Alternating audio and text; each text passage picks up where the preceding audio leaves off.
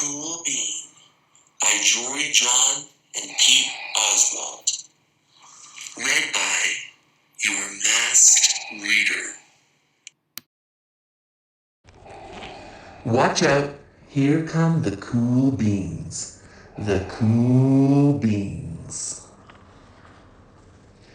Oh yeah, check out how they move. Look at the way they swagger. Notice their sunglasses. Yow! The cool beans are known all over school, from house to house, across town, beyond county lines. In the olden days, last year, we were all one big pot of beans. We were a mixed bag, but somehow it worked. Yep, those were the good old days. And then we stopped seeing each other as much. That's just how it is sometimes. You spend less time together, even though you're not totally sure why. I watched as the beans I knew so well, the beans from my own pod, became the cool beans. Oh, they were so cool. One of them could play the guitar. Cool. One of them could draw the best superheroes. Cool. One of them could jump higher than any bean I'd ever known. Cool. Me? Well, I mostly stayed the same. Sure, I made some small changes. I wore sunglasses. Too big. I slicked my hair back. Too slick. I strutted around. Ow! I swaggered. Oof! I was still picked last for everything. My clothes never seemed to fit. I snorted when I laughed. Honk. I walked into stuff. Lump. I was an uncool bean, for sure. I started thinking of myself as just a common bean with no special skills.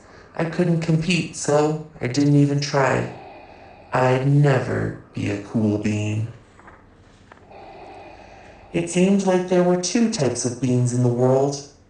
There were the cool beans, and the beans like me. The days all blended together. I lived my life, and things were just okay. I took tests and ate lunches and mostly kept to myself. The cool beans continued being cool. I mean, sure, I missed them a bit, but it's not like I was going to say anything. I felt like all that coolness had gotten in the way of our friendship. And that's how it went. Until one day, I was in the cafeteria. I dropped my lunch on my loafers. Oh no, not again.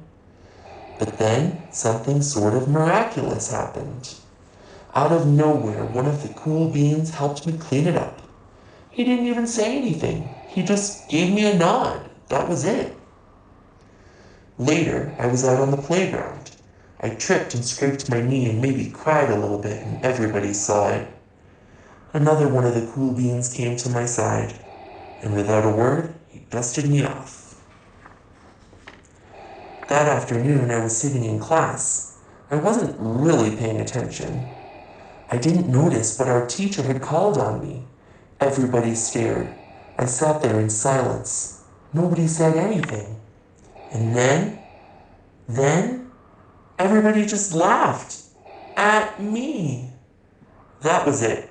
After today, I was officially a has-been. But then one of the cool beans stood up and came over to me. Everybody watched. She leaned in close and whispered, "Hey, the teacher asked you to read from page 32. Then she gave me a quick wink and went back to her seat. It was a small gesture, sure, but it was also everything.